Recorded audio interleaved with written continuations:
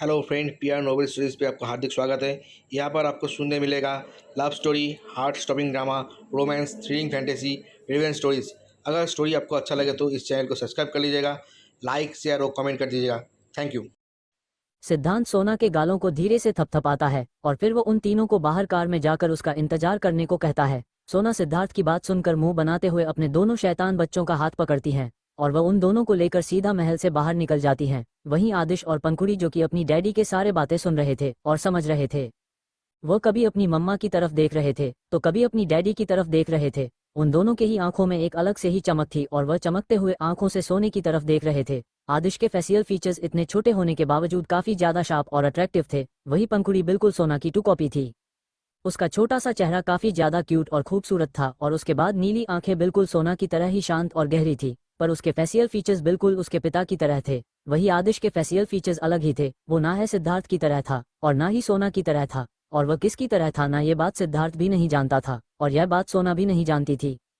सोना आदिश और पंखुड़ी को लेकर बाहर आती हैं। उन तीनों को आता हुआ देखकर ड्राइवर तुरंत ही कर का दरवाजा ओपन करता है, जिसके बाद दोनों बच्चे तुरंत भागते हुए कर के अंदर बैठ जाते हैं। वही सोना कार में बैठने की जगह कार के बाहर ही खड़ी होकर अंदर घर की तरफ देख रही थी। वही तभी उसकी नज़र सामने से आते सिद्धार्थ के ऊपर पड़ जाती है। सिद्धार्थ के हाथों में क्लचर था, जिसे के साथ वह खेलते हुए बाहर आ रहा था। सोना सिद्धार्थ के हाथों में क्लचर देखकर मुस्कुरा देती है। वही सिद्धार्थ वह तेजी से चलता हुआ सोना के पास आता है और वह मुस्कुराते हुए सोना को देखकर हल्के से स्माइल करती है और फिर वो उसके कंधों को पकड़कर उसे एकदम से टन कर देता है। अब सोने की पीठ सिद्धार्थ की तरफ थी। सिद्धार्थ सोना के लंबे बालों को अपने हाथों में थमता है और उसे समेटकर उसके बालों को ऊपर की तरफ क्लच कर देता है और उसके बाद सोना को अपनी तरफ वापस टन करता है। सोने का छोटा सा चेहरा देखने के लिए सोने के बालों को क्लच करने के बाद भी सोना बहुत ही ज्यादा प्यारी लग रहा था। वह बिल्कुल किसी डॉल की तरह लग रही थी। सिद्धार्थ उसके माथे टैप करते हुए उसके आगे के बालों को उसके कान के पीछे करते हुए बोला, आज मेरी वाइफी बिल्कुल किसी डॉल की तरह लग रही है। सिद्धार्थ के मुंह से अपने लिए तारीफ सुनकर सोने के चेहरे के स्माइल और भी ज्यादा बड़ी हो जाती है और मैं तुरंत सिद्धार्थ से लिपट जाती हैं। वहीं सिद्धार्थ में उसे बाहों में थमते हुए उसके पीठ को धीरे धीरे रब करते हुए बस मुस्कुराते हुए उसकी तरफ देख रहा था। थोड़ी देर तक सिद्धार्थ सोना को इसी तरह से अपनी बाहों में लेकर खड़ा रहता है। उसके बाद वह सोना को खुद से अलग करता है और फिर सोने के गालों को खींचते हुए बोला, शैतान कहीं की, चलो बंदर बैठो। सिद्धार्थ सोना को कार में बिठाता है और खुद में दूसरी तरफ से आकर कार में बैठ जाता है। उन सब के कार में बैठने के बाद ड्राइवर सीधा कार को उनके डेस्टिनी की ओर बढ़ा देते हैं। कुछ ही देर में सिद्धार्थ की कार होटल के आगे आकर रुकती है। सोना, जो कि खिड़की से बाहर ही देख रही थी, वह उसे होटल की तरफ देखते हुए अपनी चमकती आंखों से तुरंत ही अपने सर को घूमर सिद्धार्थ की तरफ देखती हैं। ये जो होटल था इसके बारे में सोना ने काफी बार सुन रखा था। ये होटल मुंबई का सबसे बड़ा होटल था और यहाँ पर हर तरह के फैसिलिटीज प्रोवाइड की गई थी। सोने के चेहरे के चमक देखकर सिद्धार्थ खुद को मुस्कुराने से रोक नहीं पाता है। उसकी नजरें और उसका एक्सप्रेशन, जो कि हर समय कठोर ही रहता था, सोने की एक स्माइल उसे पूरी तरह से पिघला देती थी।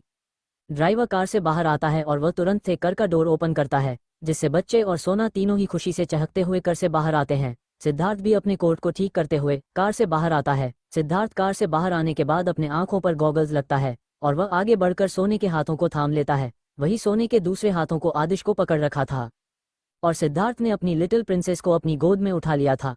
अब वो चारों होटल के अंदर जाते हैं। जैसे ही वो चारों होटल के अंदर इंटर करते हैं, वहां का मैनेजर बहुत ही रिस्पेक्टफुली उन चारों को ही विश करता है, जिसके जवाब में बस सोना एक स्माइल पास कर देती है। पर सिद्धार्थ के चेहरे का एक्सप्रेशन बिल्कुल भी नहीं बदलते। वह कठोर नजरों से मैनेजर की तरफ ही घुरकर देख रहा था। सिद्धार्थ की ऐसी नजरें देखकर एक पल को तो मैनेजर के जान ही सूख गई। उसे तो समझ में ही नहीं आ रहा था कि उसने ऐसे भी कौन सी गलती कर दी थी जो सिद्धार्थ आते ही उसे इतनी बेरहमी से घूर रहा था। सिद्धार्थ मैनेजर को पूरी तरह से इग्नोर करते हुए सोने के हाथों को थामे हुए वहां से अपनी प्राइवेट रूम की तरफ अपने कदम बढ़ा देता है। हालांकि सिद्धार्थ का यहाँ मीटिंग था, पर उसने सोना और बच्चों की सेफ्टी के लिए पहले से ही यहाँ पर एक प्राइवेट रूम ले रखा था। जब तक सिद्धार्थ अपनी मीटिंग करने वाला था तब तक सोना और उसके दोनों बच्चे इस रूम में रहने वाले थे। सिद्धार्थ उन दोनों को लेकर उसे रूम के पास आता है और फिर की कार्ड निकालकर वह रूम को अनलॉक करता है और उन तीनों को ही रूम के डोर के पास ही छोड़ते हुए सोने के गालों को प्यार से थपथपाते हुए बोला, वाइफी अब अंदर जाऊं और बच्चों का ध्यान रखना। मैं थोड़ी देर में बस मीटिंग फिनिश करके यूं आया, और अगर कुछ तुम्हें खाना हो तो तुम ऑर्डर कर लेना। यहाँ पर एक चीज तुम्हें मिल जाएगी, ओके? लेकिन यहाँ से बाहर जाने की कोशिश मत करना। सोना सिद्धांत की बातें सुनते हैं और वह अपने छोटे से सर को जल्दी जल्दी से 2-3 बार हाँ में हिला देती हैं, जिसे देखकर सिद्धार्थ पर मुस्कुराता है। उसके बाद हल्के से नीचे झुककर अपने पंजों के बल बैठते हुए अपने दोनों बच्चों को अपने सामने करता है और दोनों के ही गालों को अपने एक एक हथेलियां में थमते हुए उन दोनों की ही तरह देखते हुए बोला, मम्मा को ज्यादा परेशान मत करना बच्चा, और यही रूम में ही रहना, कहीं जाने की जिद मत करना जब तक डैडी नहीं आते हैं। आप लोग रूम से बाहर मत निकालना, ओके। दोनों बच्चे भी सिद्धार्थ के बोलने पर बस अपने सर को हाँ में जल्दी जल्दी से हिला देते हैं, जिसके बाद सिद्धार्थ मुस्कुराते उन तीनों को ही अंदर भेजकर खुद मीटिंग रूम की तरफ अपने कदम बढ़ा देता है। उन सबके में रूम के अंदर जाते हैं। सिद्धार्थ के चेहरे के एक्सप्रेशन एकदम से चेंज हो जाते हैं, उसके यहाँ आंखों में फिर से वही कठोरता झलकने लगते हैं और चेहरे पर वही एरोगेंटनेस।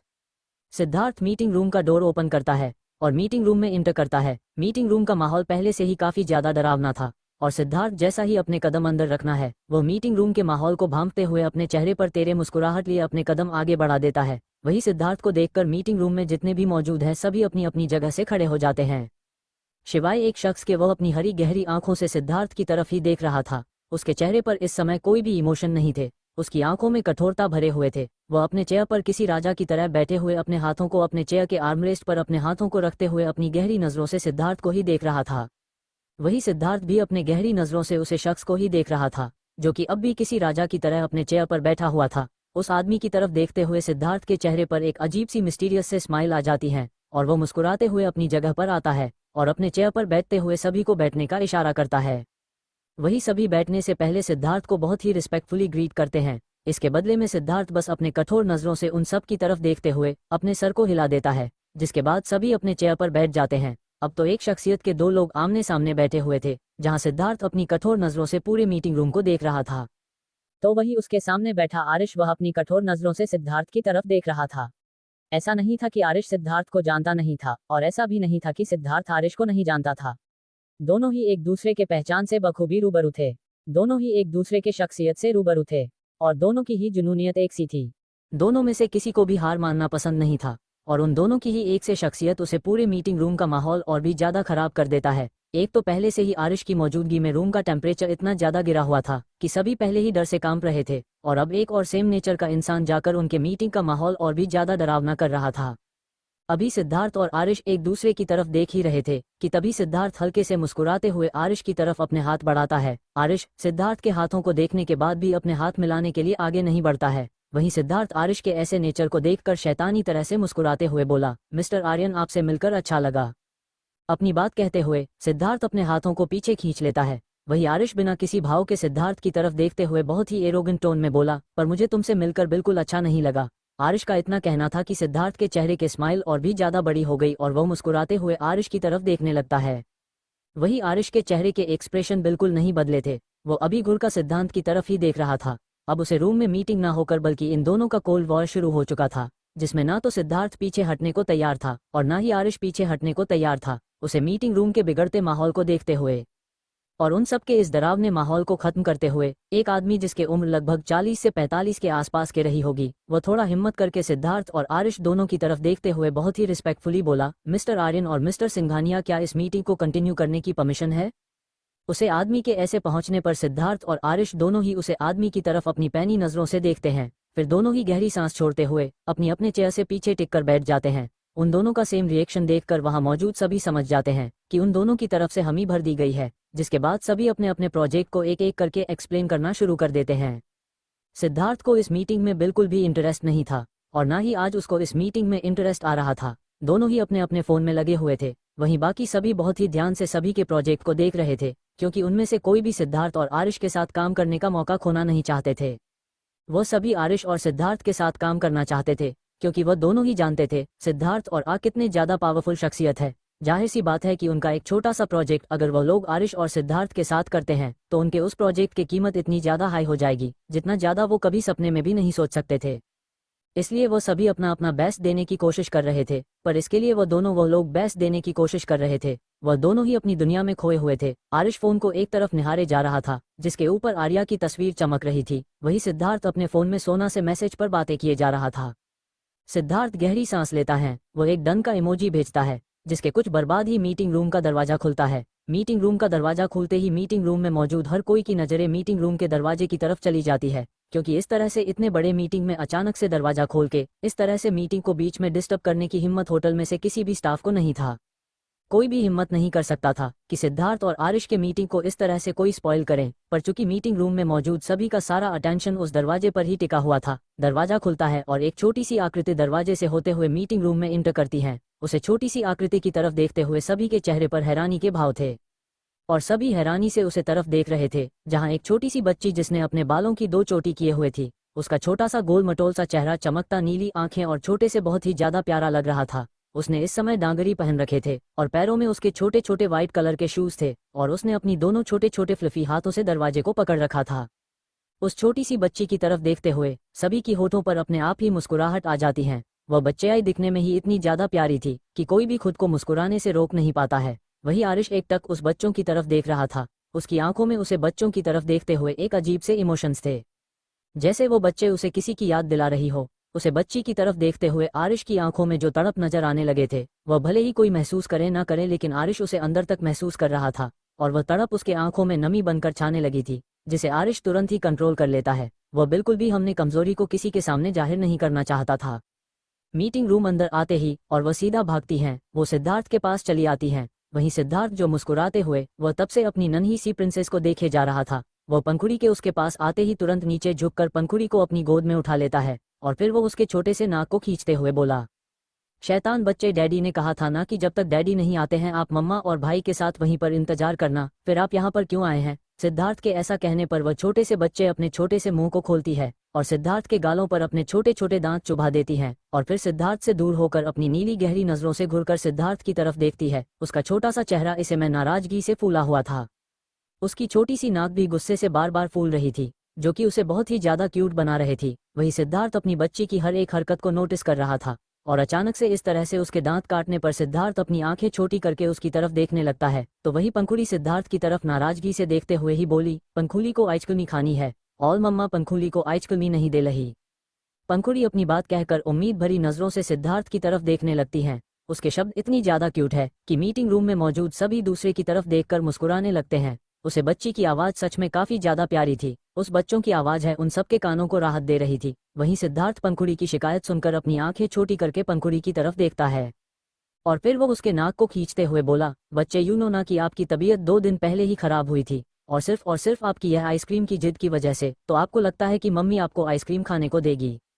सिद्धार्थ के सवाल पर पंखुड़ी तुरंत ही अपने सर को ना में हिला देती है, जिसके बाद सिद्धार्थ उसे लेकर अपने चेयर पर बैठता है और फिर सभी को अपनी अपनी जगह पर बैठने को कहता है। जिसके बाद सभी अपनी चेयर पर बैठ जाते हैं तो सिद्धार्थ सभी से अपनी नजर हटाकर अपनी लिटिल प्रिंसेस की तरफ देखते हुए बोला, तो आप मम्मा से जिद क्यों कर रहे हो कि आपको आइसक्रीम खानी है?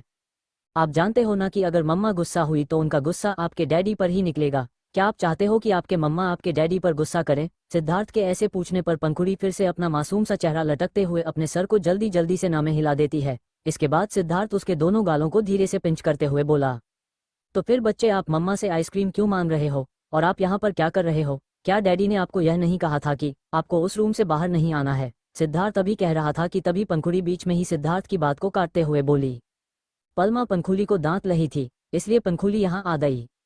अच्छा तो ऐसी बात है, और आपके मम्मा आप जो आपके डैडी को डिटेंगी उसका क्या? पंखुड़ी अब अपने होठों का पाउट बनाते हुए अपनी टिमटिमाती आंखों से सिद्धार्थ की तरफ देखने लगती है, जैसे वह सिद्धार्थ से अब उम्मीद कर रहे हो कि वह अब अपनी जिम्मेदारी खुद उठा ले, क्योंकि वह सिद्धार्थ को डांट खाने से नहीं बचा सकती थी। सिद्धार्थ अपनी बेटी के क्यूट रिएक्शन को देखकर मुस्कुराते हुए उसके नाक को धीरे से अपनी उंगली से स्क्रैच करते हुए बोला, आप बहुत चालक हो लिटिल प्रिंसेस। इधर सिद्धार्थ अपनी भी नन्ही सी बेटी से बात करने में लगा हुआ था। वही आरिश की नजरें एक पल को भी पंखुड़ी से नहीं हटी थी। उसकी नजर एक तक पंखुड़ी को ही देखे जा रही थी। पंखुड़ी के बात करने का तरीका और पंखुड़ी की क्यूटनेस उसे हद तक तड़पा रही थी कि वह अपनी तड़प को कंट्रोल नहीं कर पा रहा था। सिद्धार्थ अपनी बच्ची की बक को रोकते हुए सभी की तरफ देखते हुए पंखुड़ी को अपने सीने से लगता है और सभी को मीटिंग स्टार्ट करने को कहता है, क्योंकि वह जानता था कि उसकी बच्ची नॉनस्टॉप बोलने वाली में से है और अगर वह उसे नहीं रोकेगा तो जाहिर से बात थी कि आज मीटिंग नहीं हो पाती। सिद्धार्थ के इशारे को देखते हुए सभी वापस से मीटिंग कंटिन्यू कर देते हैं, पर सभी की नज़र से बार बार उसे क्यूट से बच्चे की तरफ जा रही थी, जो कि बार बार अपने पापा से कुछ कहने की कोशिश कर रही थी और वह उसकी बिजनेस सूट के साथ खेल रही थी। वह कभी सिद्धार्थ की बाजू को पकड़कर खींचती तो कभी उसके ही बिजनेस सूट के कॉलर को पकड़कर अपनी तरफ खींचने की कोशिश करती।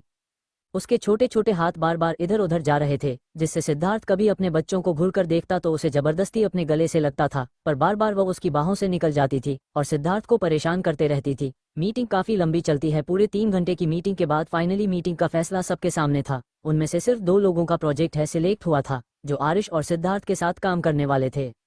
आदेश और सिद्धार्थ दोनों ने ही एक एक प्रोजेक्ट को सेलेक्ट किया था, जिस पर वह दोनों काम करने वाले थे। मीटिंग का डिक्लेरेशन होने के बाद सभी अपनी अपनी जगह से उठते हैं और मीटिंग रूम से बाहर निकल आते हैं। जिनका भी प्रोजेक्ट सिलेक्ट हुआ था उनके चेहरे से स्माइल जाने के नाम ही नहीं ले रही थी, और जिनका प्रोजेक्ट सेलेक्ट नहीं हुआ था उनके चेहरे पर उदासी छाई हुई थी। पर उनमें से सभी शांत ही थे, क्योंकि किसी के भी कुछ भी बोलने की हिम्मत नहीं हो रही थी। सभी की मीटिंग रूम से निकाल कर जाने के बाद अब मीटिंग रूम में सिर्फ और सिर्फ सिद्धार्थ और आरिश ही बचे थे। आरिश की नज़रें अभी सिद्धार्थ की गोद में उसे छोटी सी बच्ची की तरफ थी।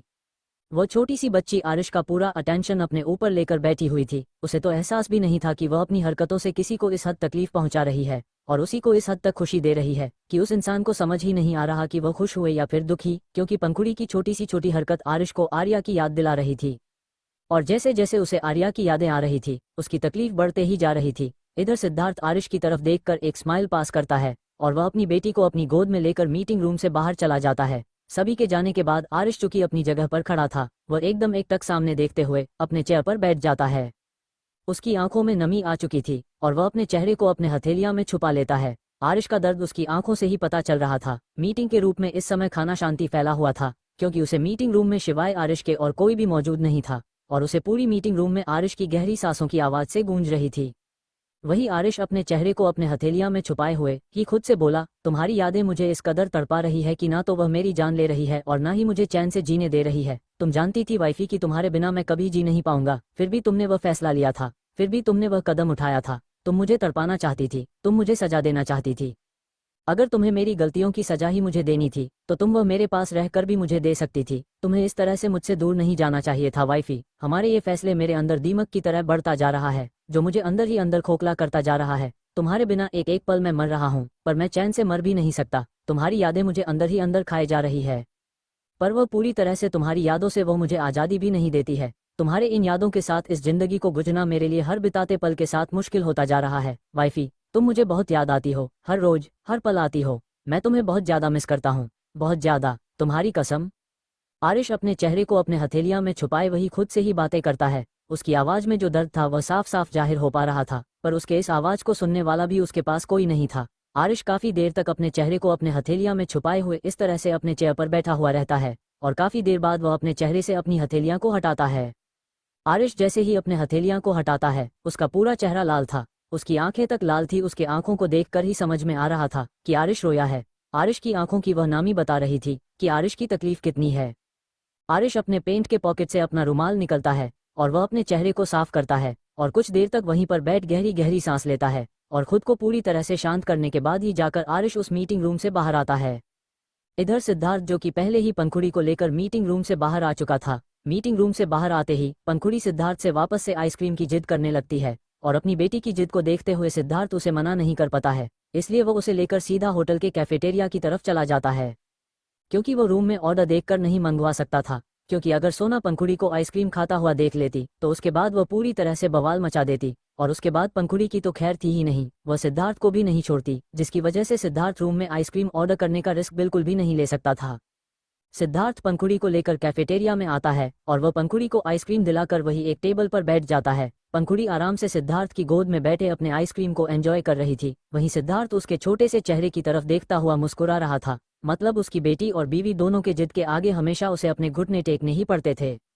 इधर सिद्धार्थ अपनी बेटी के साथ बिजी था, वही आरिश इस कॉरिडोर से होते हुए होटल से बाहर जा रहा था। तभी एक रूम का दरवाजा खुलता है और एक छोटा सा बच्चा अपने हाथों में बर्गर पकड़े रूम से बाहर आता है और यह बच्चा कोई और नहीं बल्कि आदिश था। वह अपने हाथों में बर्गर पकड़े हुए अपनी बड़ी बड़ी नजरों को कॉरिडोर में इधर उधर घूमने लगता है, जैसे वह किसी को ढूंढ रहा हो। तभी आरिश तेजी से चलता हुआ आ रहा था, वह एकदम से आकर आदिश से टकरा जाता है और आरिश के टकराते ही आदिश के हाथों से उसका बर्गर छूटकर सीधा फर्श पर गिर जाता है और बर्गर हाथ से छूटकर गिरते ही आदिश के चेहरे के एक्सप्रेशन ऐसे हो जाते हैं जैसे जिसने भी उसके हाथों से इस बर्गर को गिराया था वह उसके जान ले लेगा।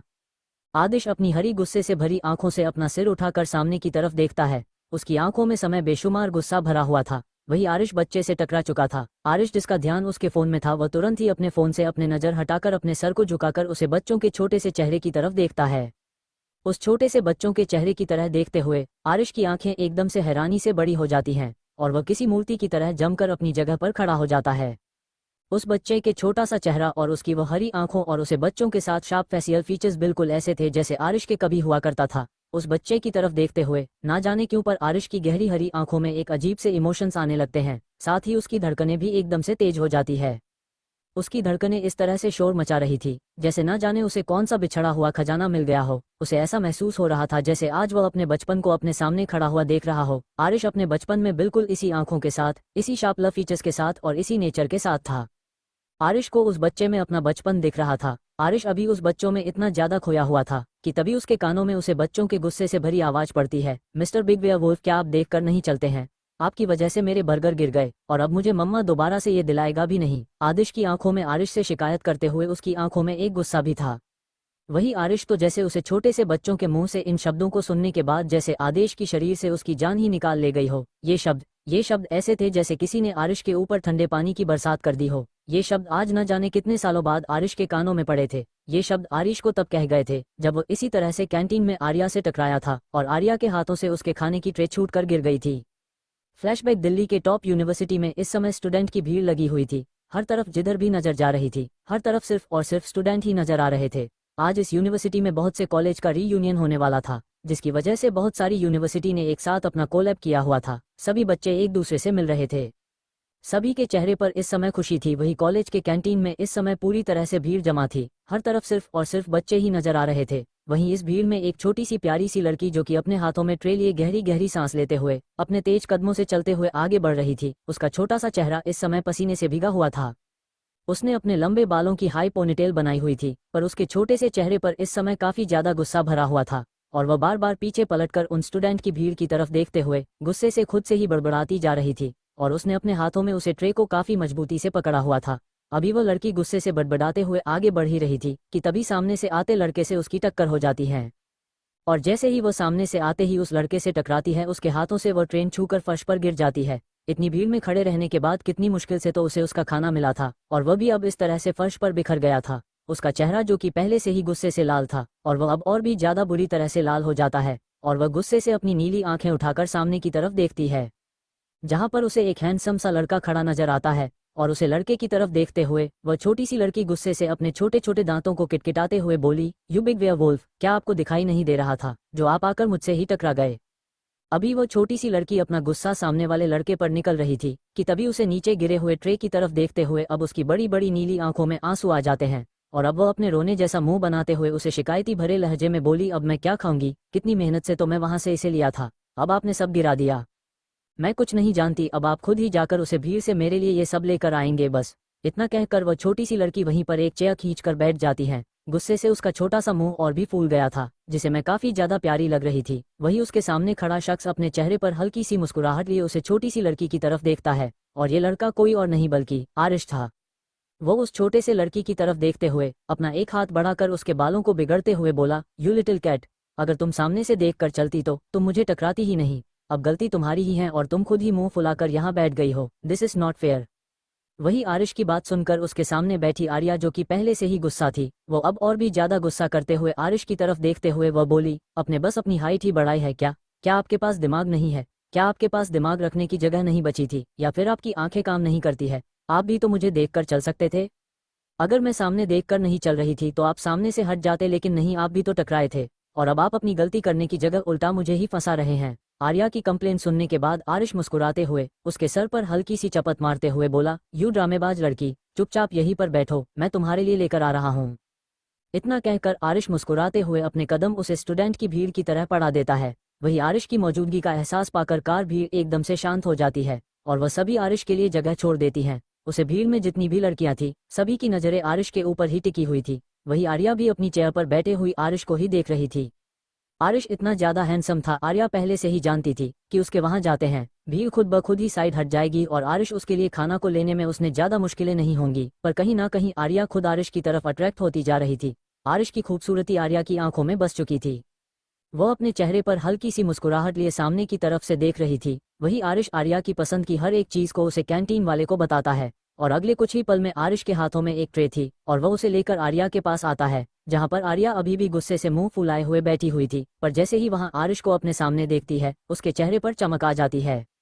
आर्या जो कि पिछले कई घंटे से खड़े रहने के बाद उसे उसके खाने की ट्रे मिली थी, आरिश ने वह कुछ ही फलों में उसके सामने लाकर रख दी थी। आर्या चमकती हुई आंखों से उसे तरह की तरफ देख रही थी, जिसमें और भी बहुत से ऐसी डिश थी जो कि आर्या को नहीं मिली थी। आर्या तुरंत ही अपने छोटे छोटे हाथों को बढ़ाकर आरिश के हाथों से उसे ट्रे को ले लेती है और इस बार वह उस ट्रे को लेकर बाहर जाने की गलती नहीं करती, क्योंकि इस बार बिल्कुल भी रिस्क नहीं लेना चाहती थी और वह वहीं पर बैठे बैठे अपने खाने को फिनिश करने लगती है। वही आरिश जो कि कैंटीन में किसी और काम से ही आया था, वह आर्या को देखकर वही उसके सामने चेयर पर बैठ जाता है और वह आर्या को बच्चों की तरह खाता हुआ देखता रहता है। फ्लैशबैक एंड आरिश अभी अपने ख्यालों में खोया हुआ ही था कि तब भी एकदम से वह होश में आता है, जब उसे एहसास होता है कि कोई उसके पैंट को पकड़ कर खींच रहा है। आरिश तुरंत ही सामने की तरफ देखता है तो सामने आदिश गुस्से से आरिश की तरह घूरते हुए बोला, एक तो आपने गलती की है, ऊपर से आप सॉरी बोलने की जगह अपने ही दुनिया में खोए हुए हैं। क्या आपको मैनर नहीं पता है? माँ हमेशा कहती है कि गलती करने के बाद सामने वाले से माफी मांगना चाहिए, पर आप तो मुझसे माफी मांग ही नहीं रहे। आप माफी मांगो वरना मैं मम्मा से आपकी शिकायत कर दूंगा।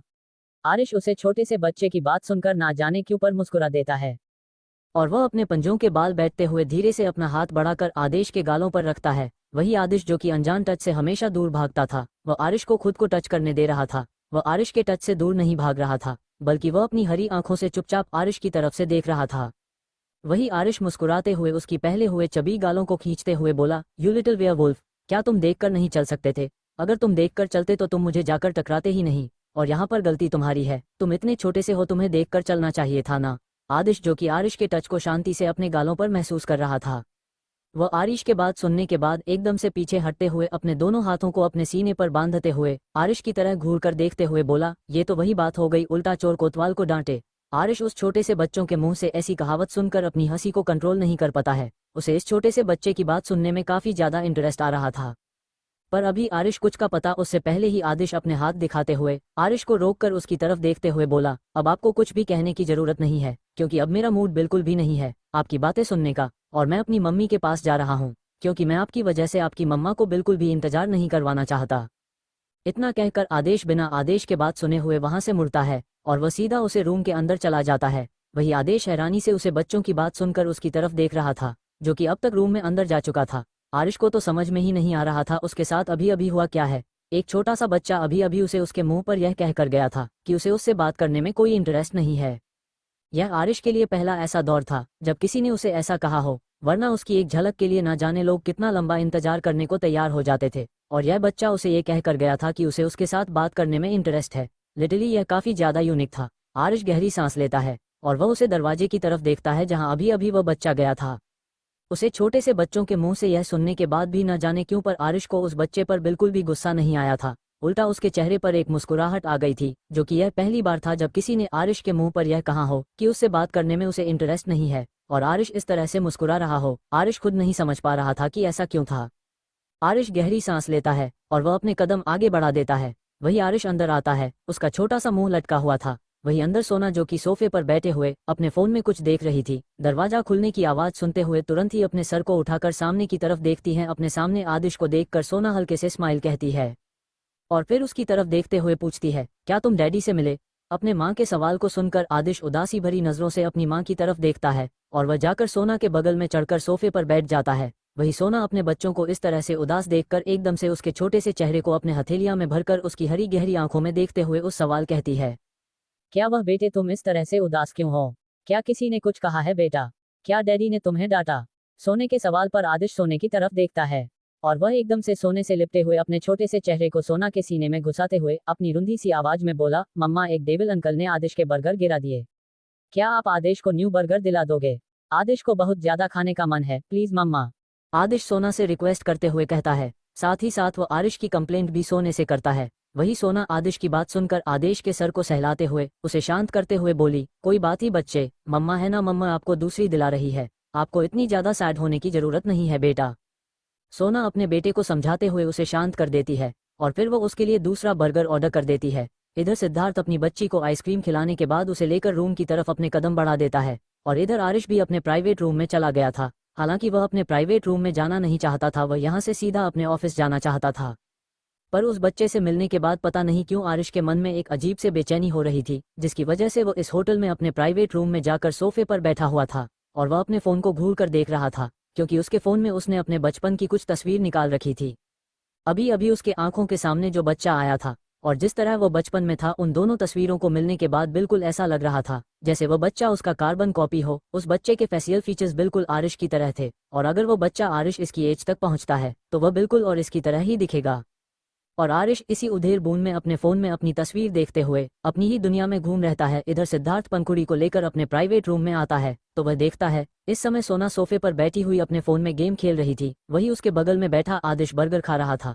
सोने जैसे ही प्राइवेट रूम का दरवाजा खोलने की आवाज़ सुनती है, वो तुरंत अपने सर को उठाकर सामने की तरफ देखती हैं तो सिद्धार्थ और पंखुड़ी को सामने पाती है। सिद्धार्थ और पंखुड़ी की तरफ देखते हुए उसकी आंखें छोटी छोटी हो जाती है और वह सिद्धार्थ की तरफ घूर कर देखते हुए बोली, दिला आए आप अपनी बेटी को आइसक्रीम, अगर इसकी तबीयत खराब हुई ना तो फिर आपको मैं कमरे के अंदर आने नहीं दूंगी, आप नीचे हॉल में सोकर अपने रात को सोएगे। इतना कहकर सोना बुरी तरह से सिद्धार्थ को घूरने लगती है। वही सिद्धार्थ खुद चौंक हुआ था, आखिर सोना को कैसे पता चला कि वह अभी अभी पंखुड़ी का आइसक्रीम खिलाकर आया है। वह अपनी घबराहट को छुपाते हुए सोने की तरफ देखते हुए बोला, ये तुम कैसे बातें कर रहे हो वाइफी, मैं भला क्यों अब प्रिंसेस को आइसक्रीम खिलाने लगा, जबकि मैं जानता हूँ कि उसकी तबीयत खराब हो जाती है। सिद्धार्थ खुद को प्रोटेक्ट करने की कोशिश कर रहा था, पर सोना सिद्धार्थ के बातें सुनने के बाद उसे और भी गंदे तरीके से घूरते हुए बोली, आप झूठ तो बोलिए ही मत, और आप झूठ किससे बोल रहे मुझसे, मैं सब जानती हूँ कि आप क्या कर सकते हैं और क्या नहीं।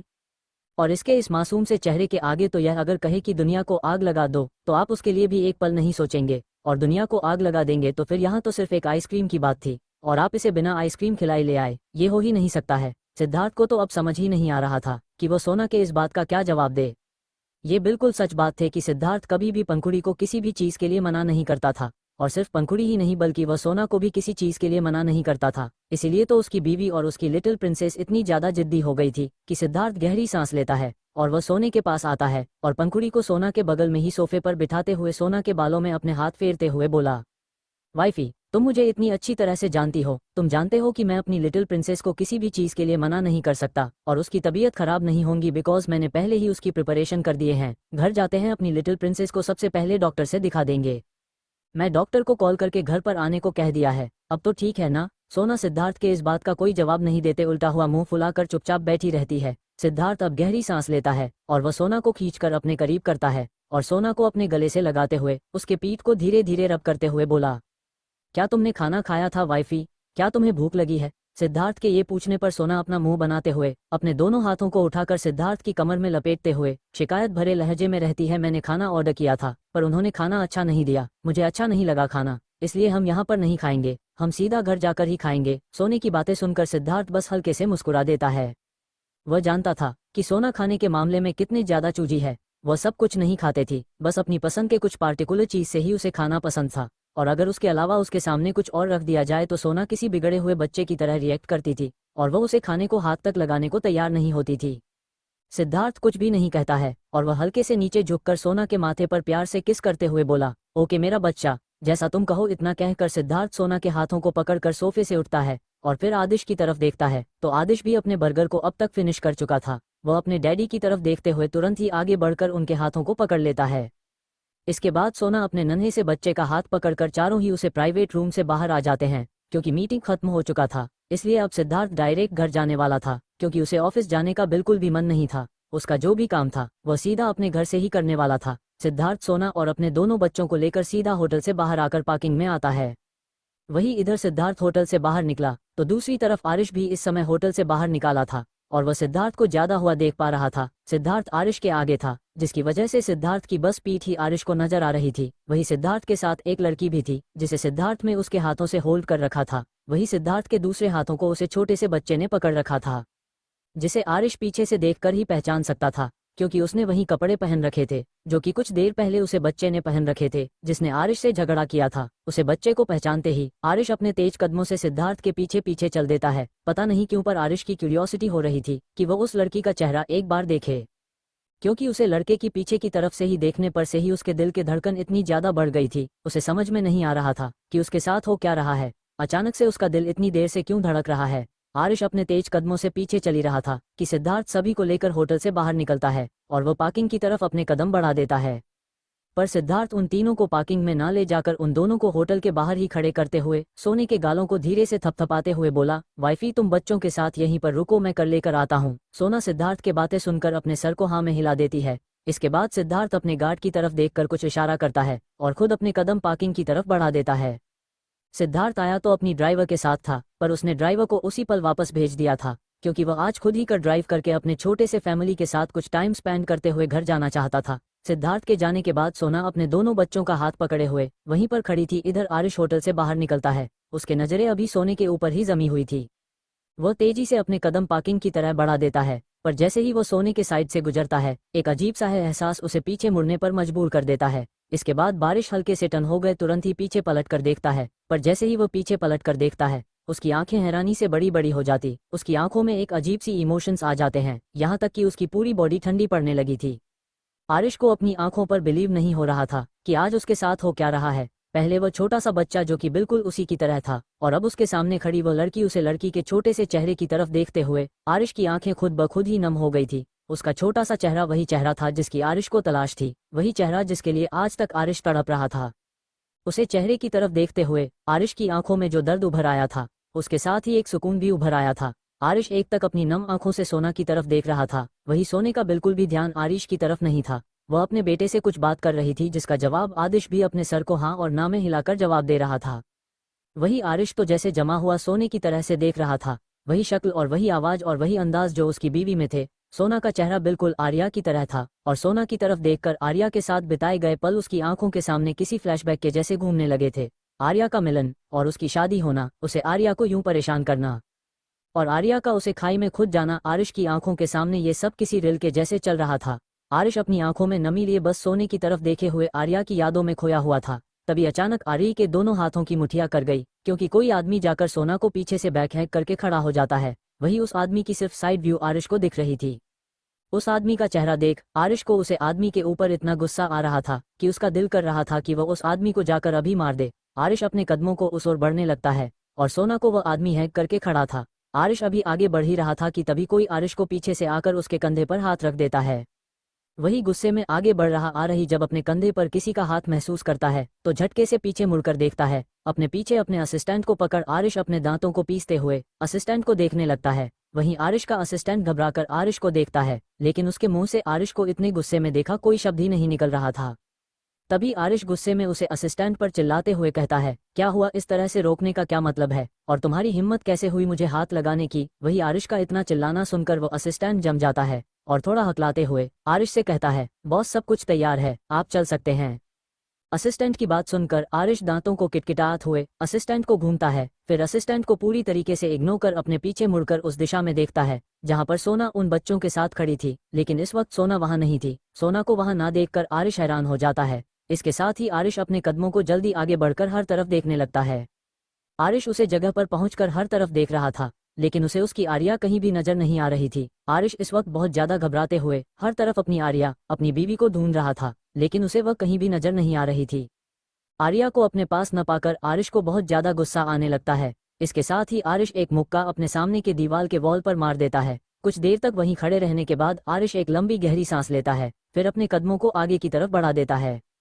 आरिश अपने कदम आगे तो बढ़ा देता है, पर उसकी नजरें बार बार पीछे मुड़ने पर उसे मजबूर कर दे रही थी। उसका दिमाग ये मानने को तैयार ही नहीं हो रहा था कि उसने अभी अभी जो देखा वह सच था, पर वह ये भी जानता था कि उसका दिल इस तरह से बेकाबू होकर तभी धड़कता था जब आर्या उसके आसपास हो। आर्या की मौजूदगी का एहसास उसके दिल को सबसे पहले होती थी, चाहे आर्या उसकी नजरों में आए ना आए, पर उसका दिल आर्या के मौजूदगी के एहसासों को महसूस कर ही लेता था। पर आर्या अब तक आरिश की आंखों से ओझल हो चुकी थी। इधर सिद्धार्थ सोना को लेकर कर में बैठता है और वह खुद भेजकर ड्राइविंग सीट पर बैठ जाता है। सिद्धार्थ जो कि अपनी कार लेकर पहले ही आ चुका था और वह खुद अपनी कार से निकालकर सोना और अपने बच्चों को लेने गया था, वह सोना को आगे पैसेंजर सीट पर बैठता है और दोनों बच्चों को अच्छी तरह से बैक सीट पर बैठकर उन्हें सीट बेल्ट लगाने के बाद खुद अपनी जगह पर आकर बैठता है और वह अपने कार को सीधा अपने ही महल की तरफ बढ़ा देता है। रास्ते में सोना सिद्धार्थ से कुछ कह रही थी जिसका जवाब सिद्धांत बहुत ही प्यार से सोना को दे रहा था और वह बहुत ही प्यार से सोना को समझा भी रहा था। सिद्धार्थ और सोन आपस में बातें करते हुए पैलेस पहुंच जाते हैं। सिद्धार्थ कार को पैलेस के पार्किंग में पार्क करता है और वह सोना और अपने बच्चों को लेकर कार से बाहर आता है।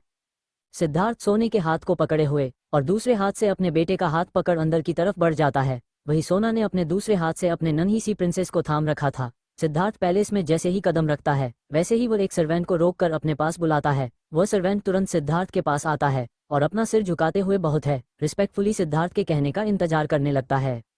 वहीं सिद्धार्थ एक नज़र सोने की तरफ देखता है और फिर उसके बाद में वह सर्वेंट की तरफ देखते हुए बोला, कढ़ाई पनीर, मशरूम और लच्छा पराठा आधे घंटे में टेबल पर चाहिए।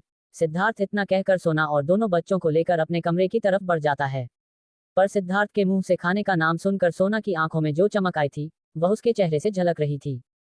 सोना मुस्कुराते हैं सिद्धार्थ की तरफ देख रही थी, पर सिद्धार्थ सामने की तरफ देखते हुए अपने कमरे की तरफ बढ़ रहा था। पर वह सोना के नजरों को बखूबी अपने ऊपर महसूस कर सकता था, लेकिन सिद्धार्थ अपने चेहरे के भाव बिल्कुल भी चेंज नहीं होने देता है और ना ही वह पलटकर सोना की तरफ देखता है, क्योंकि वह जानता था कि जब भी वह सोने के पसंद का खाना सोना के लिए बनवाता था और सोना जिस तरह से उसे देखती थी, वह देखने के बाद उसका दिल इतनी तेज रिश्ता धड़कता था कि खुद को रोक पाना उसके लिए मुश्किल होने लगता था। इधर सर्वेंट सिद्धार्थ के बात सुनकर तुरंत ही किचन की ओर भागती है, क्योंकि वह सिद्धार्थ के कहने का मतलब अच्छी तरह से समझ चुकी थी।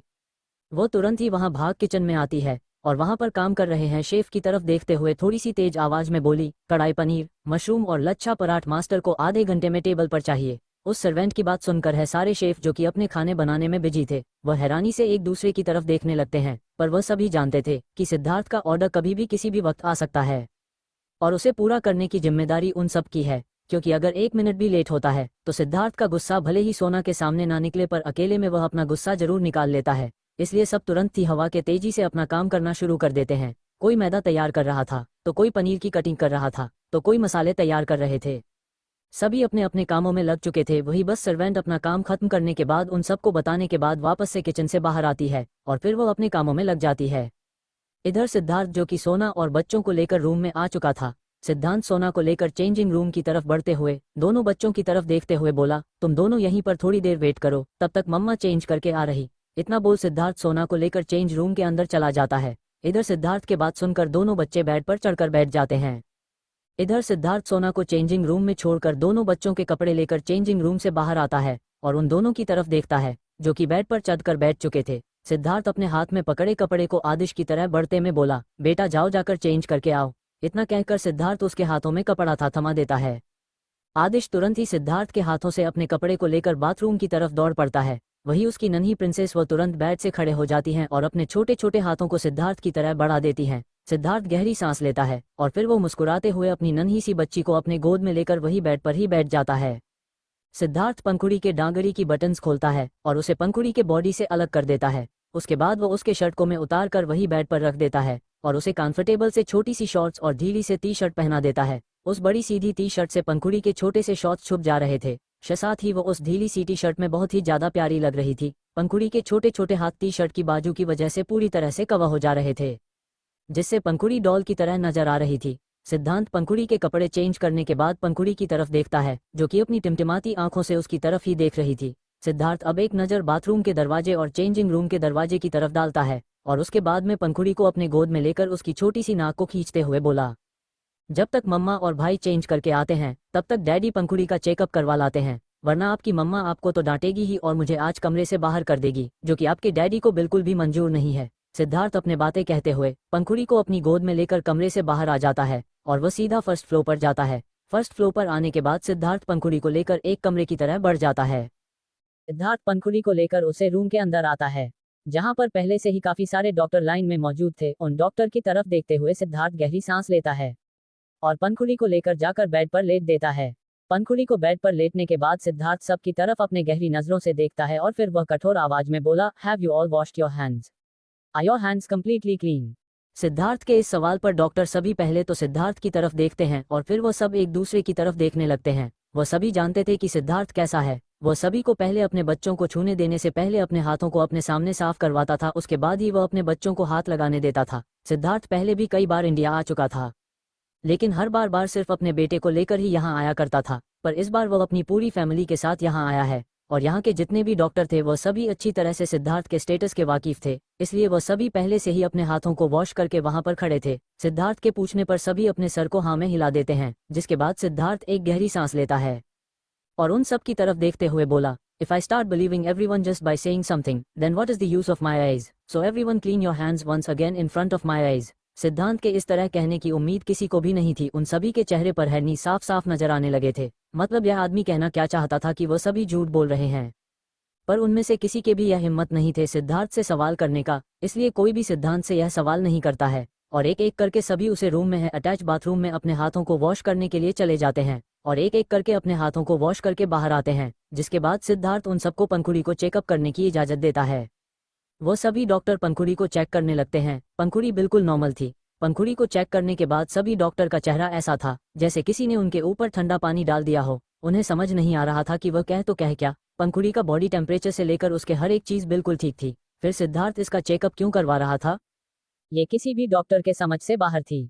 वह सभी एक दूसरे की तरफ अजीब नजरों से देखते हैं और फिर एक गहरी सांस लेते हुए सिद्धार्थ की तरफ देखकर बहुत ही शांत आवाज में बोले, मास्टर, आपकी लिटिल प्रिंसेस बिल्कुल ठीक है, इन्हें कुछ भी नहीं हुआ है। उस डॉक्टर की बातें सुन भी कर सिद्धार्थ आपने एक आईब्रो उठाता है और फिर उसे डॉक्टर की तरफ अपनी कठोर नजरों से देखते हुआ बोला, माई princess eight ice cream today, I am sure it won't make her feel bad. Siddharth के इस सवाल में तो जैसे डॉक्टर के होश उड़ा दिए थे। वह सभी अपने दिल के धड़कनों को रोके हुए सिद्धार्थ की तरफ ऐसा देख रहे थे जैसे सिद्धार्थ किसी दूसरे ग्रह का प्राणी हो। भला उनमें से कोई भी डॉक्टर यह कैसे बता सकता था कि सिद्धार्थ की प्रिंसेस ने जब आइसक्रीम खाया है तो उसकी तबीयत कब खराब होगी या फिर होगी भी या नहीं। फिलहाल तो वह बिल्कुल ठीक थी, उसमें से ऐसे एक भी लक्षण पाए नहीं जा रहे थे जिससे ये लगे कि हाँ ये बीमार होने वाली है। और सब उनमें से किसी को भी कोई ऐसी सिम्टम्स नजर ही नहीं आ रहे थे, तो वह भला सिद्धार्थ को कैसे बता सकते थे कि उनकी बेटी की तबीयत खराब होगी भी या नहीं। और वैसे भी क्या तबीयत खराब होगी तो वह उसे डॉक्टर से पूछकर होगी। सभी डॉक्टर का चेहरे के भाव बिल्कुल एक ऐसा था और उन सब का रिएक्शन सिद्धार्थ की तरफ बिल्कुल एक जैसा था। सिद्धांत डॉक्टर को कुछ ना बोलता हुआ देखकर अपनी आंखें सिकोड़ लेता है और वह अपनी आंखें छोटे छोटे करते हुए उन सभी डॉक्टर्स की तरफ देखते हुए थोड़े गुस्से भरी आवाज में बोला, अब क्या तुम सभी के मुंह में दही जम हुए हैं? जल्दी से जल्दी मेरे सवालों का जवाब दो। मेरे पास इतना फालतू समय नहीं है कि मैं तुम जैसे बेवकूफों के सामने रहकर अपने समय को इस तरह से बर्बाद करूं। सिद्धार्थ के मुंह से बेइज्जती सुनने के बाद तो वह सभी डॉक्टर का ऐसा हाल था जैसे अगर उन्हें चुल्लू भर पानी मिल जाए तो बस अभी उसमें डूबकर अपनी जान दे दे, क्योंकि इस बददिमाग आदमी से कुछ कहना ना कहना उन्हें बराबर ही लग रहा था। एक तो यह आदमी जो कि फालतू के सवाल पूछे जा रहा था, ऊपर से वह उन सभी डॉक्टर को ही बेवकूफ कह रहा था। मतलब ये भी एक हद होती है। और में से एक डॉक्टर आगे बढ़ता है और फिर वह सिद्धार्थ की तरफ देखते हुए अपने सर को झुकते हुए बोला, मास्टर, अभी लिटिल प्रिंसेस की बॉडी में ऐसी कोई भी सिम्टम्स नहीं है जिससे ये पता चले कि वह बीमार होने वाली है, इसलिए वह बिल्कुल सही है। उस डॉक्टर की बात सुनने के बाद भी सिद्धार्थ शांत नहीं रहने वाला था, पर वह जैसे ही कुछ बोलने वाला होता है तभी कमरे का दरवाजा खुलता है और सोना अंदर आती है और सभी की नजरें उसे तरफ चली जाती है। लॉन्ग कुर्ती प्लाजो में सोना ने अपने लंबे बालों के बना रखी थी और उसका छोटा सा चेहरा इस समय बिना किसी मेकअप के ही चमक रहा था। सोने की खूबसूरती ऐसी थी कि वह सभी डॉक्टर अब सोने से अपनी नजरें तक हटाना मुमकिन नहीं हो पा रहा था। वह सभी एकटक सोना को ही निहारे जा रहे थे। कमरे के दरवाजा खुलने से सिद्धार्थ की भी नजरें दरवाजे की तरह चल जाती है और वह जो कह रहा था वह बीच में ही रुक जाता है। सिद्धार्थ देखता है कि कमरे में अभी अभी सोना आई थी। सोना को कमरे में देखकर सिद्धार्थ तुरंत ही अपनी नजर उठाकर अपने सामने खड़े उन डॉक्टर की तरफ देखते हैं और अगले ही पल उसका हैंडसम सा चेहरा गुस्से से लाल होने लगता है और अगले ही पल हुआ अपने दांतों को किटकिटते हुए बोला, control your eyes otherwise your eyes will be handed over to you right here. Siddhant का इतना कहना था और उसके गुस्से भरी आवाज सुनकर तो सारे डॉक्टर कांप उठते हैं। वह सभी तुरंत ही अपनी नजरें सोना से हटाकर चुपचाप अपने सर को झुकाकर खड़े हो जाते हैं। सिद्धार्थ ने अपनी बात इतनी धीरे से कही थी कि सिर्फ उसके पास खड़ी डॉक्टर से सिद्धार्थ की बातें सुन पाए थे। सिद्धार्थ सोने की तरफ देखते ही अपने कदम सोने की तरफ बढ़ा देता है। वही सोना गौर से सिद्धार्थ की तरफ देख रही थी और वह थोड़े से गुस्सा करते हुए सिद्धार्थ से बोली, यह क्या फालतू के सवाल इन सबसे कर रहे हैं? भला इन सबको कैसे पता होगा कि आपकी प्रिंसेस जो कारनामे करती है उसका अंजाम क्या होगा? और अब इन लोगों को डराना बंद कीजिए और अपनी प्रिंसेस को लेकर बाहर चले, खान लग चुका है टेबल पर। सोना सिद्धार्थ के ऊपर गुस्सा कर रही थी। वही सिद्धार्थ चुपचाप सोना के बातें सुन रहा था। वह पलटकर कुछ भी कहने की हिम्मत नहीं करता है। वही सभी डॉक्टर हैरानी से मुंह फाड़े सामने की तरफ देख रहे थे। उन सब में से किसी को अपने कानों पर और अपनी आंखों पर यकीन नहीं हो रहा था कि सिद्धार्थ, जिसने इस कुछ ही पलों में उन सबके सांसें रोक दिए थे और अब वह खुद ही रखकर अपनी बीवी की डांट खा रहा था। ये सच में बहुत ही ज्यादा अच्छा नजारा था उन सब के लिए। सभी इस नजारे का मजा ले रहे थे। जहां थोड़ी देर पहले तक उनमें से किसी की भी बोलने की हिम्मत नहीं हो रही थी, वहां अभी सिद्धार्थ की बोलने की हिम्मत नहीं हो रही थी। कोई तो ऐसा था दुनिया में जो सिद्धार्थ सिंघानिया को अपने कंट्रोल में कर सकता था। अब उन सभी डॉक्टर के चेहरे पर हल्के हल्के से स्माइल दिखने लगती हैं। वही सोना सिद्धार्थ को डांटने के बाद अपनी नजरें सामने डॉक्टर की तरफ करती हैं और फिर वह हल्के से स्माइली उन सभी डॉक्टर्स की तरफ देखते हुए बहुत ही रिस्पेक्ट के साथ बोली, आप लोग प्लीज जा सकते हैं और आपको जो भी परेशानी हुई है उसके लिए मैं माफी मांगती हूँ। मेरे पति थोड़े से अपने बच्चों को लेकर ज्यादा ही पजेसिव है, जिसकी वजह से वह कभी कभी ओवर रिएक्ट कर देते हैं। इतना कहकर सोना सिद्धार्थ के हाथों को पकड़कर सिद्धार्थ को खींचकर साइड करती है और उन सभी डॉक्टर को जाने का इशारा करती है। वह सभी डॉक्टर एक एक करके बाहर चले जाते हैं और उनके जाने के बाद सोना सिद्धार्थ की तरफ घूरते हुए बेड के पास जाती हैं और पंखुड़ी को अपनी गोद में उठा लेती हैं। वही पंखुड़ी शांति से रूम में हो रहे मूवी का मजा ले रही थे। उसकी टिमटिमाती आंखें इस समय चमक रही थी। वही उसके चेहरे पर छोटी सी मुस्कुराहट थी। अपनी बेटी के इस शैतानी चेहरे की तरफ देखते हुए सोने का चेहरा और भी ज्यादा गुस्से से लाल होने लगता है और वह और भी बुरी तरह से सिद्धार्थ की तरफ घूरते हुए पंखुड़ी की तरफ उंगली पॉइंट करते हुए बोली, देख रहे हैं आप इसके रिएक्शन, ये सिर्फ और सिर्फ आपकी वजह से है। आपने ही इसे इतना ज्यादा बिगाड़ रखा है कि ये दूसरों के डांट खाने पर खुश होती है। सोने के ऐसा कहने पर सिद्धार्थ अपनी नजरें उठाकर सामने अपने बच्चों की तरफ देखता है, जो कि इस समय सोने की गोद में थी। उसकी बच्ची के रिएक्शन सच में जैसे सोना का रही थी वैसे ही था। वह छोटी सी बच्ची अपनी चमकती आंखों से सबकी तरफ देख रही थी।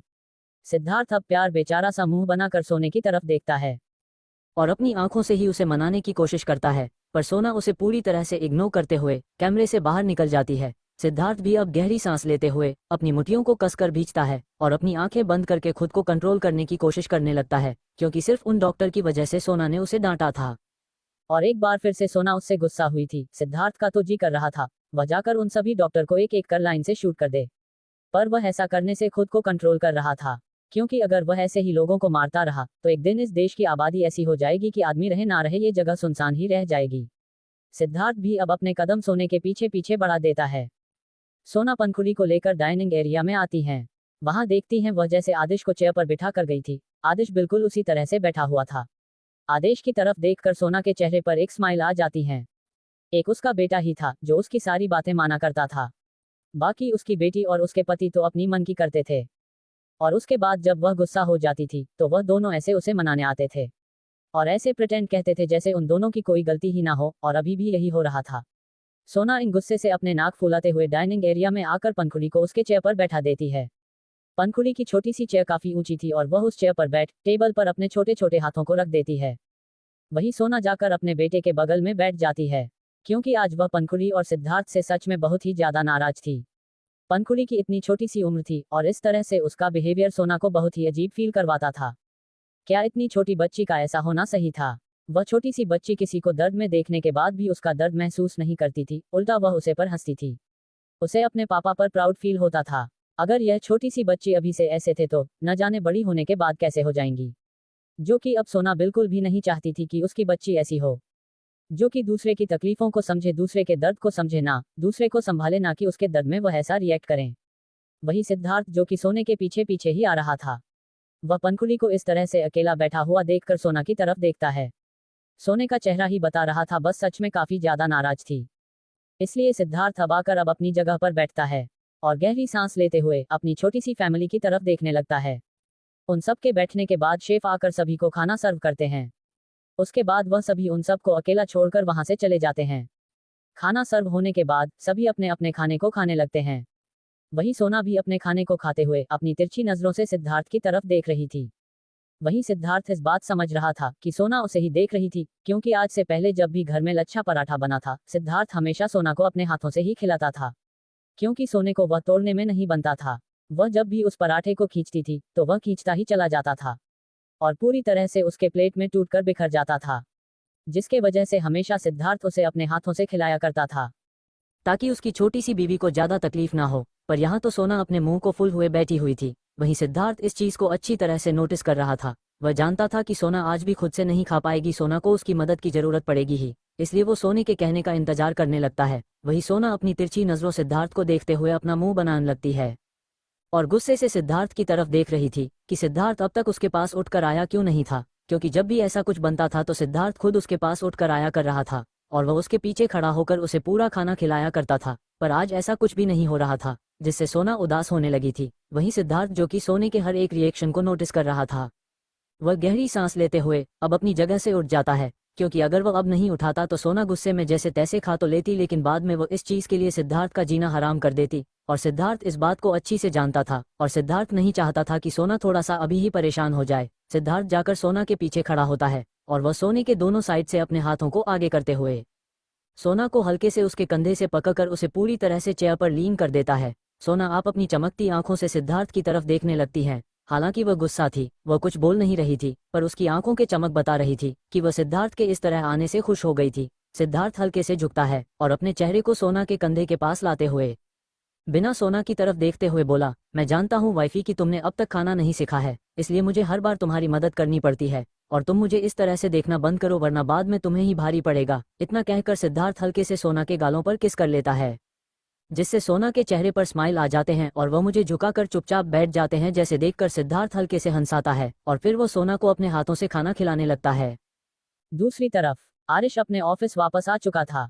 वह इस समय अपने केबिन में अपने चेयर पर बैठा हुआ था। उसकी आंखों में इस समय बेशुमार दर्द उभरा हुआ था। बार बार उसकी आंखों के सामने रह रहकर वह सीन नजर आ रहा था जब सिद्धार्थ ने आर्या को पीछे से अपनी बाहों में भर रखा था। सिद्धार्थ कभी सपने में भी आर्या को किसी के करीब जाने देने का सोच नहीं सकता था, पर आज वह हकीकत में अपनी आर्या को इस तरह से सिद्धार्थ की बाहों में देखना पड़ा था। आरिश का खून इस समय खौल रहा था, उसके चेहरे का रंग काला पड़ा हुआ था और साथ ही साथ उसके हाथों के मुठिया भींची हुई थी, जिसकी वजह से उसके दाहिने हाथ में बंदी पट्टी से अब खून रिसने लगता है। पर फिर भी आरिश को कोई फर्क नहीं पड़ रहा था। इस समय उसके आंखों में आंसू नजर आ रहा था। उसके सामने हुआ वो मंजर उसके हाथों पर लगे उस चोट से ज्यादा उसके दिल चोट को चोट पहुंचा रहे थे और दिल के दर्द के आगे तो उसके हाथों का चोट कुछ भी नहीं था। आरिश की नजरें सामने लगे उसे बड़े से पोस्ट के ऊपर टिकी हुई थी, जिसमें आर्या का छोटा सा हंसता हुआ मुस्कुराता हुआ चेहरा था। आरिता का मुस्कुराता हुआ चेहरा देखने के बाद आरिश के दिल को एक सुकून तो महसूस हो रहा था, पर बार बार उसके नजरों के सामने आज का जो सीन आ रहा था, जिससे उसका सुकून उसकी बेचैनी में तब्दील हो जा रही थी। आरिश खुद को बेचैन होने से रोक नहीं पा रहा था। भला वह कैसे रोकता, वह लड़की जिसे उसने इतनी तड़प के साथ इंतजार किया है, उसे किसी और के पास देखकर कौन नहीं तड़पेगा। और आरिश शुरू से ही आर्या के लिए पजेसिव था। हालांकि वह चाहे आर्या पर कितनी भी गुस्से क्यों न कर ले, पर वह आर्या के ऊपर किसी की भी नजरें भी बर्दाश्त नहीं करता था और उसे आज भी आर्या के ऊपर सिद्धार्थ के नजरें बर्दाश्त नहीं हो रही थी। पर उसके मन में एक बात ये भी थी कि अगर वह लड़की जिसे आज आरिश ने देखा था वह लड़की आर्या ही थी, तो वह इतने सालों तक थी कहाँ? वह लौटकर वापस आरिश के पास क्यों नहीं आई? और अगर वह आरिश से इतना ही ज्यादा गुस्सा थी, आरिश से दूर ही रहना चाहती थी, तो फिर उसने इतनी आसानी से किसी और को अपनी जिंदगी में जगह कैसे दे दी थी? क्योंकि आरिश जानता था आर्या ऐसी लड़की नहीं है जो किसी को अपनी जिंदगी में जगह दे दे। आरिश जानता था कि आर्या किस कदर पागलों की तरह उसे प्यार करती है। फिर यह सवाल ही नहीं उठाता है कि आर्या ने किसी और को अपनी जिंदगी में आने दिया होगा, और अगर ऐसा नहीं था तो फिर सिद्धार्थ उसकी जिंदगी में क्या कर रहा था? और अगर सिद्धार्थ था तो क्या वह लड़की आर्या नहीं थी? क्या सिर्फ शक्ल ही उसकी आर्या जैसी थी? ये सवाल भी आरिश को रह रहकर परेशान कर रहे थे, जिसके जवाब उसके पास नहीं थे और उसका दिल ये मानने को भी तैयार नहीं था कि आर्या उसकी जगह किसी और को दे सकती है। आरिश अपने सवालों में उलझा अपने चेयर पर आंखें बंद कर बैठ जाता है और वह अपने सर को चेयर के हेड रेस्ट से टीका लेता है और अपनी आंखें बंद कर लेता है। पर जैसे ही आरिश अपनी आंखें बंद करता है, उसकी आंखों के सामने एक नजर सीन की तरह घूमने लगती हैं। फ्लैशबैक, एक छोटी सी लड़की जो क्लासरूम से कूदते हुए बाहर निकल रही थी। उसके छोटे से चेहरे पर बहुत ही बड़े से स्माइल थे और वह दौड़ते हुए सीधा लास्ट ईयर के क्लासरूम की तरह भाग रही थी। वही क्लासरूम से निकल रहा एक लड़का जब उसकी नजर छोटी सी लड़की पर जाती है तो वह अपना सर पीट लेता है और गहरी सांस लेता है। वह उसके पास आने का इंतजार करने लगता है और ये लड़की कोई और नहीं बल्कि आर्या था, और अभी अभी वह लड़का जो क्लासरूम से निकला था वह आरिश था। वह आर्या को इस तरह से भागकर आता हुआ देखकर अपनी जगह पर रुक जाता है। वही आर्या भागकर आती हैं और एकदम से कूदकर आरिश के गोद में चढ़ जाती हैं, जिसे आरिश तुरंत ही अपनी बाहों में संभालते हुए उसकी तरफ गुस्से भरी नजरों से देखते हुए बोला, तुम्हारी शैतानियां दिन दिन बढ़नी जा रही हैं बटरफ्लाई। तुम इस तरह से कूदना भागना बंद करो। अगर तुम अभी गिर जाती तो तुम्हें चोट लगती है या नहीं? उसके बाद फिर तुम रोते हुए मेरे पास ही आती और फिर मुझे अपना क्लास मिस करके तुम्हारे उसे चोट के इलाज के लिए मुझे तुम्हें यहाँ से लेकर जाना पड़ता।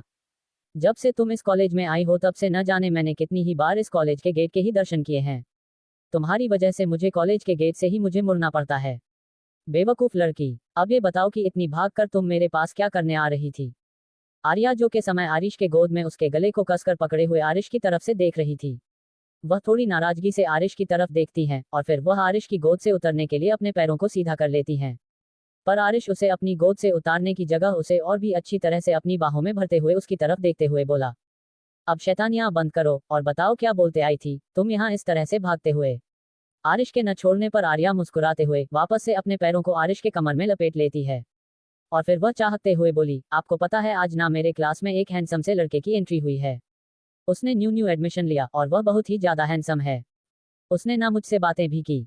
उसकी आवाज भी बहुत मस्त है। आर्या अपनी ही दुनिया में खोए हुए आरिश को बताती है। वही आरिश की आंखें गहरी हो चुकी थी। वह बहुत ही गौर से आर्या के छोटे से चेहरे की तरफ देख रहा था जिस पर चमक साफ साफ नजर आ रही थी और आर्या के चेहरे की यह चमक आरिश के चेहरे को काला करता जा रहा था। आरिश अपने काले पड़े चेहरे के साथ आर्या को घूर कर देखता है और उसे लेकर सीधा अपने प्रेसिडेंट बिल्डिंग की तरफ अपने कदम बढ़ा देता है। आर्या जब आरिश को देखती है कि वह उसे लेकर प्रेसिडेंट बिल्डिंग की तरफ देखा जा रहा है तो आर्या तुरंत ही उसकी गोद में छटपटाते हुए आरिश को रोकने की कोशिश करते हुए बोली, नहीं नहीं, मुझे अभी वहां नहीं जाना है, मुझे अभी भूख लगी है, पहले कैंटीन चलो ना प्लीज। अपनी बात कहकर आर्या अपनी पप्पी आइज से आरिश की तरफ देखने लगती है।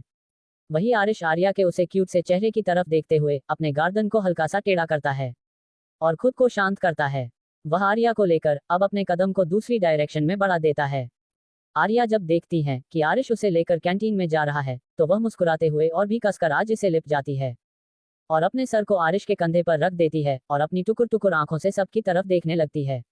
वही कॉलेज के सभी स्टूडेंट आरिश और आर्या को ही देख रहे थे। वह सभी जानते थे कि ये दोनों इसी तरह से कॉलेज में रहते थे। आरिश का बिहेवियर इस लड़की की तरह बहुत ही ज्यादा सॉफ्ट था और वह किसी बच्चे की तरह से पैम्पर करके अपने साथ रखता था, जिसकी वजह से किसी को भी इस समय उन दोनों को इस तरह से देखकर हैरानी नहीं हो रही थी, क्योंकि उनमें से किसी के लिए भी यह नई बात नहीं थी। आर्या जब भी कोई शैतानी करती थी या फिर जब भी वो स्पोर्ट्स क्लासेस से लौट कर आती थी, आरिश इसी तरह से उसे अपनी गोद में लेकर आता था। आरिश आर्या को लेकर कैंटीन में आता है और वह उसे एक टेबल पर एक चेयर खींच कर बैठा रहता है। आर्या को बिठाने के बाद आरिश आर्या के सिर पर हाथ फेरते हुए बोला, अब चुपचाप यहीं बैठे रहो, मैं लेकर आ रहा हूँ। इतना कहकर आरिश अपने कदम आगे बढ़ा देता है। वही आर्या आरिश के जाते ही अपने फोन को निकाल लेती है और वह अपना इंस्टाग्राम खोलकर उसे पर स्क्रॉल करने लगती हैं।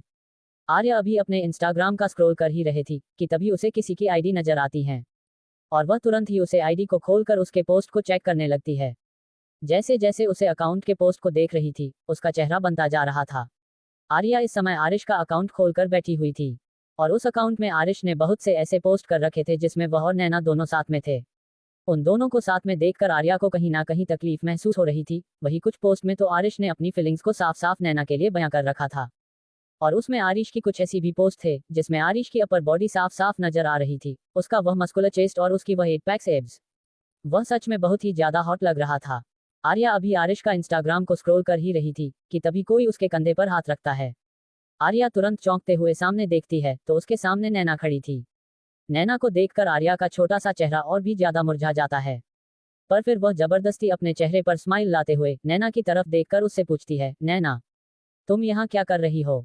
आर्या की आवाज बहुत ही ज्यादा क्यूट थी। वहीं नैना आर्या के सवाल को सुनकर हल्के से मुस्कुराती हैं और फिर वह सामने से आ रहे आरिश की तरफ इशारा करते हुए बोली, मैं अपने बॉयफ्रेंड को लेने आई हूँ। नैना की बात सुन गया आर्या की स्माइल तुरंत ही गायब हो जाती है और वह अपना सर घुमाकर सामने से आ रहे आरिश को देखती हैं जिसके हाथों में उसके खाने की ट्रे थी। आरिश की नजरें सामने ही देख रहे थे। आरिश वहां पर नैना और आर्या को ही देख रहा था। आरिश आता है और खाने की ट्रे को आर्या के सामने रख देता है और फिर नैना को थोड़ा सा पीछे करते हुए आर्या को वापस से उसके चेयर पर बैठता है और प्लेट को उसके सामने करते हुए बोला, लिटिल बटरफ्लाई अब तुम इसे खाओ, मैं थोड़ी देर में आ रहा हूँ, तब तक यहाँ से कहीं जाना नहीं, ओके? इतना कहकर आरिश नैना की तरफ देखता है और फिर वह उसके हाथों को पकड़कर उसके साथ कैंटीन से बाहर निकल जाता है। वही आर्या जो कि अपने सिर को घुमाकर आरिश को जाता हुआ देख रही थी, उसकी आंखों में अब नमी छाने लगती है। इधर आरिश नैना को लेकर कैंटीन से बाहर आ चुका था और वह बहुत ही सॉफ्टली नैना की तरह देखते हुए बोला, तुम यहाँ पर क्या कर रहे हो? तुम तो इस समय घर जाने वाली थी ना, तुमने क्लास में ही मुझे बताया था। आरिश के सवाल पर नैना थोड़ी देर तक आरिश की तरफ शांत नजरों से देखती है और फिर वह अपने हाथों को आरिश के हाथों से छुड़ाते हुए बोली, आरिश तुम्हें में नहीं लगता कि तुम उस लड़की के कुछ ज्यादा ही करीब जा रहे हो? तुम्हारे सामने वह लड़की बच्ची है, फिर भी तुम उसके साथ ऐसा कैसे रह सकते हो? कहीं ऐसा तो नहीं है कि तुम मुझसे दूर जाना चाहते हो? नैना की ऐसी बातें सुनकर आरिश के भौहें सिकुड़ जाते हैं और वह घुरकर नैना की तरफ देखते हुए थोड़ी तेज आवाज में बोला, अपनी यह बकवास बंद करो।